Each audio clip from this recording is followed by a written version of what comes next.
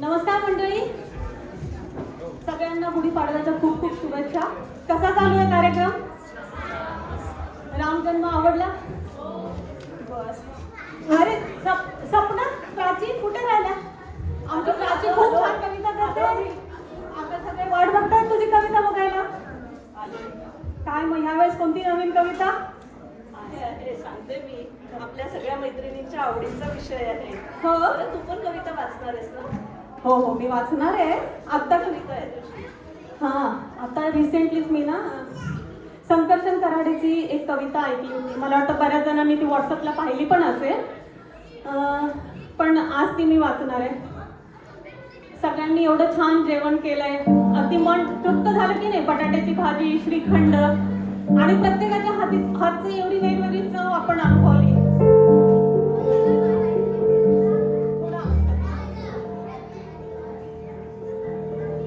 तर अशा वेगवेगळ्या चवीचं जेवण खाल्ल्यानंतर जी तृप्तता येते त्याच्यावरच एक संकर्षण मी कविता केली आहे. ती आज मी तुमच्या पुढे सादर करते. आपण आधी बसूया.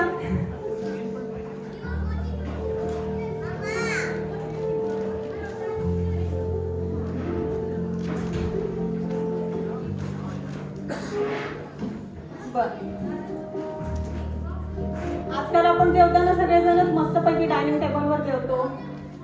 अर्थात त्याच्याबद्दल काही वाद नाही, पण सगळ्यांनाच आठवत असेल आपण लहानपणी किंवा आधी जेव्हा पंक्तीत जेवायचो त्याची मजा काही न्यारीच असायची. तर त्याबद्दल काहीतरी. मस्त ठोकावी मांडी आणि वर न्यावी बाही. बरं का मंडळी, मस्त ठोकावी मांडी आणि वर न्यावी बाही. अहो, चवीचं खाणं हे सुद्धा काही खायचं काम नाही. सर्वप्रथम वाढलेल्या पानाकडे असं डोळे भरून बघावं, वदनी कवळ म्हणावं, आधी यज्ञ कर्माला लागावे. आता ज्याच्यापासून सुरू होतं हे वाढलेलं पान, हे वाढलेलं पान, पदार्थ करा कुठलाही याला विशेष असतो मान. अंदाजाने वापरावं, चिमूट चिमूट नीट. स्वादानुसार म्हणतात ना, अंदाजाने वापरावं लागतं. असं चिमूट चिमूट नीट. असं जरा डावीकडे असतं बघा पानामध्ये मीठ.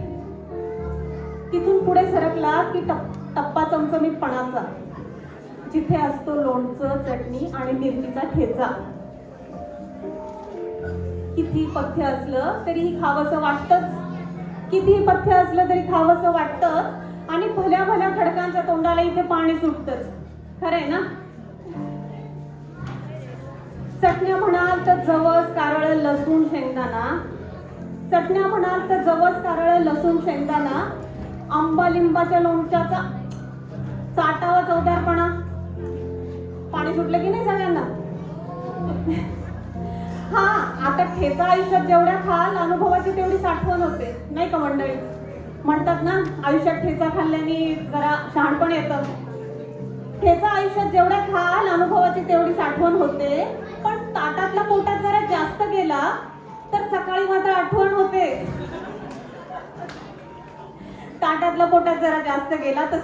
आठवण होते. आता जिजासाठी चाले हा सगळा प्रपंच, धंदा, नोकरी. पानाच्या अगदी मधोमध असते ती पोळी आणि भाकरी.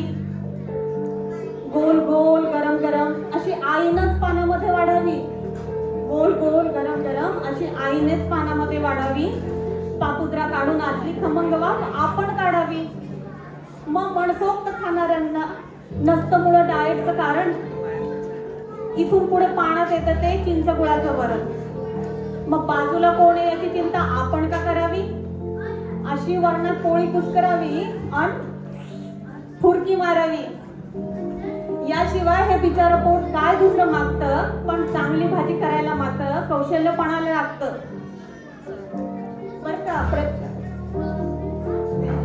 सपना, भाज्या केवढ्या? चिरलेली, निवडलेली, वाफवलेली किंवा भरलेली. काहींच्या घरी ती पण असते बरं, काळजी उरलेली. आणि आजकाल आपल्याकडे असते फ्रीजर मध्ये सापडलेली. उगाच जास्त क्रेडिट त्या कोंबडी बोकडांना गेलंय. या भाज्यांनीच आपलं जगणं खरं समृद्ध केलंय. या चांदीच्या ताटातही शोभून दिसते अशी मेथी, भेंडी आणि गवार. चांदीच्या ताटातही शोभून दिसते मेथी भेंडी आणि गवार. सोन्याचा चमचा असला तरी खाणार हेच, ठाकरे असो वा पवार. एकदा पोट भरलं की सुटतं हे अवघड जगण्याचं कोडं. मन भरायला लागतं ना मंडळी या देहाला थोडं गोड. मग एवढं जेवणही राखावं बरं आग्रह करणाऱ्याचा मान, आणि चाटून पुसून स्वच्छ करावं ते वाढलेलं पान. मग ढेकर देऊन पलकावरती देह टेकवावा थोडा, आणि इतक्यात कुणीतरी आणून द्यावा लवंग खोचलेला विडा. हे सुख आपल्याला नाही बरं इथे, पण आपण मनात कल्पना करू शकतो. हेच ते वैभव आहे ज्यासाठी सगळे आपण खूप कष्ट करतो. हेच ते वैभव आहे ज्यासाठी सगळे खूप कष्ट करतो, पण समोर आल्यावर मात्र न जेवता फक्त पोट भरतो. त्यामुळे हे रक्त पिणारं हे यंत्र जरा बाजूला ठेवा. जेवताना आपापले मोबाईल बाजूला ठेवा. त्यामुळेच हे रक्त पिणारं यंत्र जरा बाजूला ठेवा, आणि पानावर जेव्हा बसाल ना मंडळी तेव्हा मन लावून जेवत जा. 5 वर पंखा लावून झोपण्याचं सुख असं सांगून थोडंच कळतं. आणि असंच वाढलेलं पान तेव्हा रोज सगळ्यांना मिळावं, तेव्हा रोज सगळ्यांना मिळावं. धन्यवाद. सुंदर अर्चना. मी एक कविता लिहिली आहे. त्या कवितेचा विषय आहे माझ्या सगळ्या मैत्रिणींच्या आवडीचा विषय. विषय आहे माहेर. आमचे माहेर किती छान असते, दूर असूनही कायम हवे हवेसे वाटते. काय असते बरे माहेर?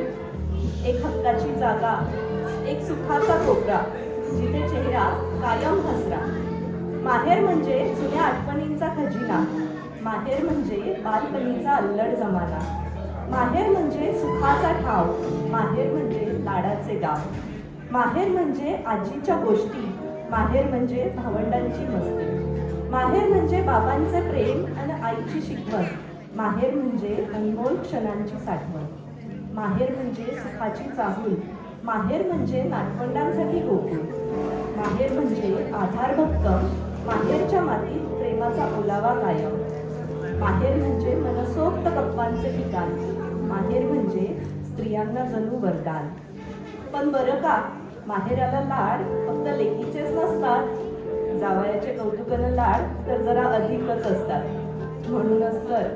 म्हणूनच तर माहेरच्या प्रेमाला नाही कसलेच मोल. माहेरचे ते घरच अनमोल. खूप छान. माहेर समजलं पाहिजे. आपलं माहेर असतंच एवढं गोड. बरं सपना, तू कोणती कविता वाचतेस? हो, मी पण आज 2 कविता वाचणार आहे. मी सपना दलाल. मला सर्वांना गुढीपाडव्याच्या हार्दिक शुभेच्छा. थँक्यू. मी आज स्पृहा जोशीची शब्द ही कविता वाचणार आहे. आपल्या दोघांमध्ये शब्द कधी आलेच नाही. आपल्या दोघांमध्ये शब्द कधी आलेच नाही. ते होते सतत आपल्या सोबत आणि नव्हतेही. आपल्या दोघांमध्ये शब्द कधी आलेच नाही. ते होते सतत आपल्या सोबत आणि नव्हतेही.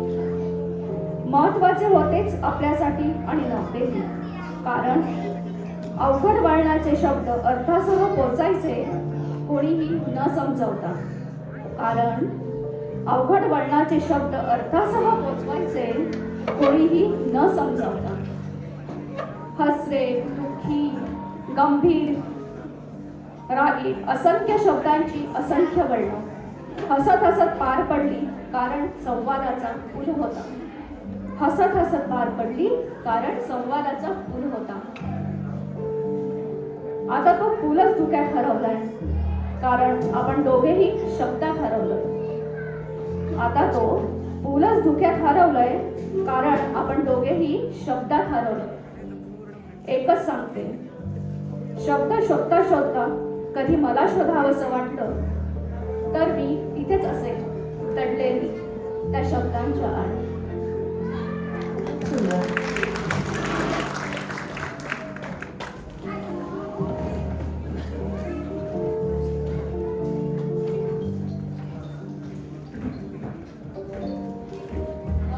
अजून एक कविता आहे, छान छोटीशीच आहे, मैत्री. ॲक्च्युली आपण सहज कसं एकमेकांना भेटतो आणि मैत्री, घट्ट मैत्री ही फक्त अशा खूप कमी लोकांशी होते आणि ती आयुष्यभर पुरते. आणि तू असेल तरच मी जाईन अशा वाक्यात रूपांतर होतं त्याचं. अशीच एक छानशी कविता आहे, मला वाचून दाखवते. मैत्री. आजही मला आठवतं सारं, अगदी काल परवाच घडल्यासारखं. आजही मला आठवतं सारं, अगदी काल परवाच घडल्यासारखं. सहज आपली ओळख झाली, वाटलं कोणीतरी आपलं असल्यासारखं. सहज आपली ओळख झाली आणि वाटलं कोणीतरी आपल्यासारखं. ओळखीचं रूपांतर मैत्रीत झालं, भेट अधूनमधून होत राहिली. ओळखीचं रूपांतर मैत्रीत झालं, भेट अधूनमधून होत राहिली. नातं मैत्रीचं अधिक घट्ट झालं, हळूहळू मनेही जुळू लागली. हक्काने मन मोकळं करण्यासाठी विश्वास मैत्रीण मला लाभली. मैत्रीच्या सुखद क्षणासाठी साथीची तुझ्या ओढ लागली. मैत्रीच्या सुखद क्षणासाठी साथीची तुझ्या ओढ लागली. निर्मळ निस्वार्थी मैत्री आपली, ना तिला रूप ना तिला रंग. असलो कितीही दूर जरी राहील अटूट आपल्या मैत्रीचा बंध. असलो कितीही दूर जरी राहील अटूट आपल्या मैत्रीचा बंध.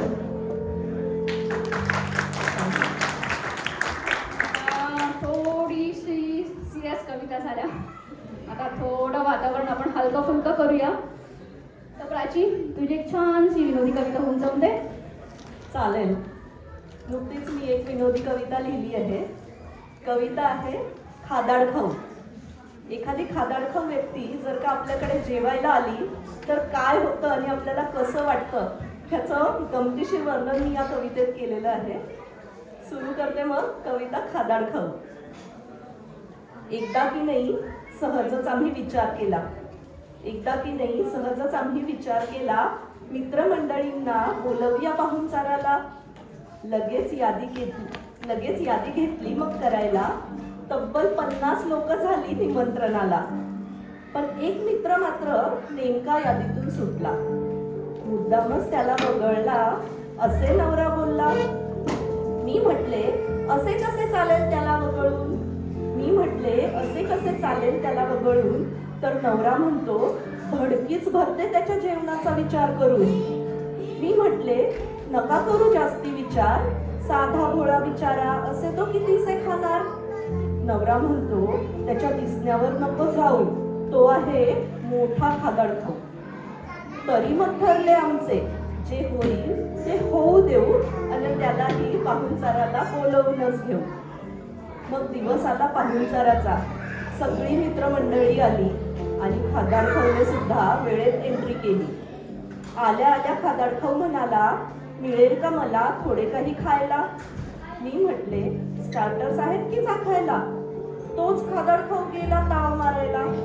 पनीर चिली आणि मंचुरियन घेतले प्लेट भरून. 2 मिनिटात निघाला प्लेट रिकामी करून. बाजूलाच होता समोसा चाट. म्हणाला जास्ती नको मला, त्या फक्त 7-8. गाजरचा हलवा होता परात भर. संपून गेला तो भराभर. मेन कोर्सचे जेवण मग सुरू झाले. आम्हा सगळ्यांचे टेन्शन वाढले. कुलचा खाल्ले 15 नान. म्हणे पनीर टिक्का आणि कोफ्ता आहे फार छान. फ्राईड राईसचा टोप रिकामा झाला. नंतर शेजवान नूडल्सचा नंबर आला. गटागट 50 गुलाबजाम खाल्ले. बघूनच आमचे डोळे फिरले.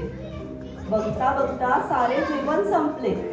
सॅलडही त्यासोबत फस्त झाले. ढेकर देऊन मग खादाड खाऊ उठला. तोच आम्ही सुटकेचा श्वास घेतला. तेवढ्यात खादाड खाऊ म्हटला, मी जरा आज नेमकेच खाल्ले, कारण डाएट करायचे माझे आहे बरं का ठरले. इकडे 50 मित्रांच्या यादीला नवऱ्याने 100 लोकांचे जेवण मागवले. तेव्हा कुठे आम्हाला ते कसे बसे पुरले. असा कोणी मित्र, मग ऐका बरं का, असा कोणी मित्र जर असेल तुमचाही खादाड खाऊ, तर पाहुणचाराला त्याला बोलावण्याची रिस्क नका बरं का घेऊ. धन्यवाद. खूप खूप छान. बरं झालं. Thank you for the tips. Next time आम्ही नक्कीच तशीच यादी करू. धन्यवाद मंडळी, आमचा कार्यक्रम एवढा शांतपणे ऐकल्याबद्दल. थँक्यू.